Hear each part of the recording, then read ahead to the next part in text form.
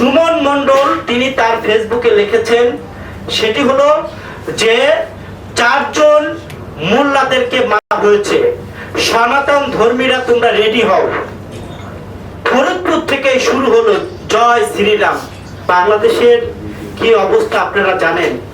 যে ঘটনাটি ঘটেছে আমার বাড়ি থেকে মাত্র 7 কিলো, সেই ডুমান ইউনিয়নের পল্লী জায়গায় যে গ্রামে যে ঘটনা ঘটেছে, যে 2 জন নিহত হয়েছে, তাদের বাড়িতে কিন্তু ওই ইউনিয়নে না, তাদের বাড়ি হলো নওপাড়া ইউনিয়ন। আর এই ঘটনা ঘটেছে ডুমান ইউনিয়নে। আপনারা দেখেছেন যে স্কুল ঘরের মধ্যে চেয়ারম্যানের নেতৃত্বে এবং ওখানের যে মেম্বার ছিল অজিত, তার নেতৃত্বে কিভাবে তাদেরকে বেঁধে পিটিয়ে তাদেরকে হত্যা করা হয়েছে, যেটা সারা পৃথিবীর মানুষ দেখেছে।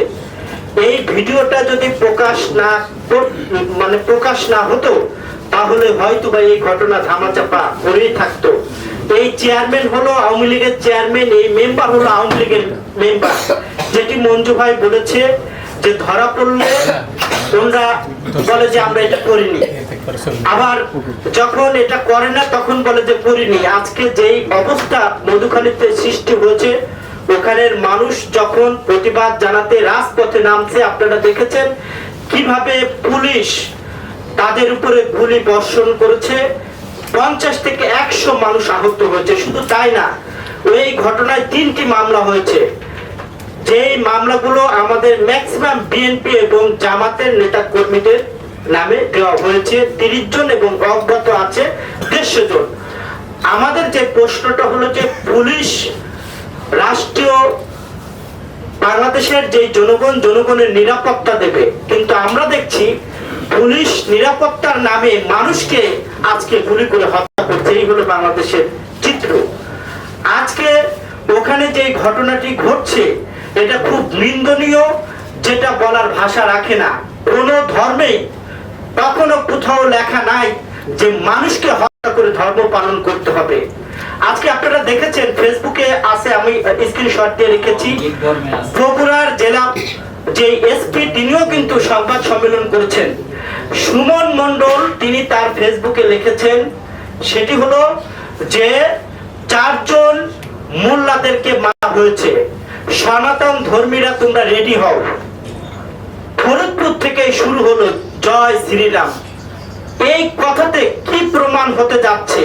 অর্থাৎ এটার যে প্রতিবাদ করবে, এই সরকার প্রতিবাদ করতে পারবে না, কারণ তারা দিল্লির দাসত্ব পাচাটা গোলাম।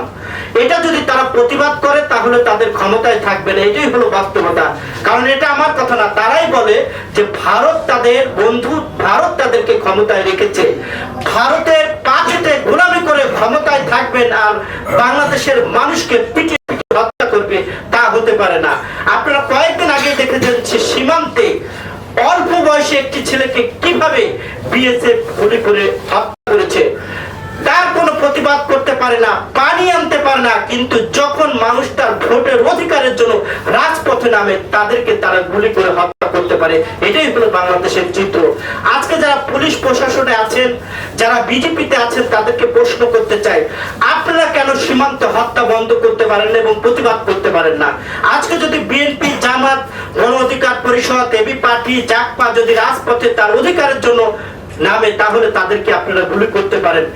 এই সকল কিছু থেকে পরিত্রাণের একটি উপায়, যেটি ফারুক ভাই এবং রাশেদ ভাই, সালাম ভাই বলেছেন, যে ভারতীয় যে আগ্রাসন, এই আগ্রাসনের বিরুদ্ধে যদি আমরা প্রতিরোধ গড়ে তুলতে না পারি, তাহলে এই ধর্মীয় উস্কানি দিয়ে বাংলাদেশে একটি গৃহযুদ্ধে বাঁধানোর তারা চেষ্টা করছে, কিন্তু এটা সফল হতে দেওয়া যাবে না। কারণ আমরা এই দেশে হিন্দু, বৌদ্ধ, খ্রিস্টান, মুসলমান সবাই বসবাস করব। আমরা কোনো মারামারি হানাহানির মধ্যে যেতে চাই না। ভারতীয় আগ্রাসনের বিরুদ্ধে আমরা যদি কথা বলতে পারি তাহলে হয়তো বা এটা নিরসন হবে। অনেকে ভয়তে কথা বলছেন না, আমাদের ইলিয়াস আলী ভারতের বিরুদ্ধে কথা বলার কারণে তাকে গুম হতে হচ্ছে। এরকম অগণিত ইলিয়াস আলীকে গুম হতে হবে, তাই বলে কি বাংলাদেশের ভবিষ্যৎ নষ্ট হবে, আমাদের নেক্সট জেনারেশনের ভবিষ্যৎ নষ্ট হবে? তা হতে পারে না। আসুন আমরা মুক্তিযুদ্ধ যেভাবে হয়েছিল, পাকিস্তানকে হটিয়েছি, তেমনকি ভারতকে হটিয়ে একটি গণতান্ত্রিক সরকার প্রতিষ্ঠিত করব। এটাই হবে আমাদের শপথ।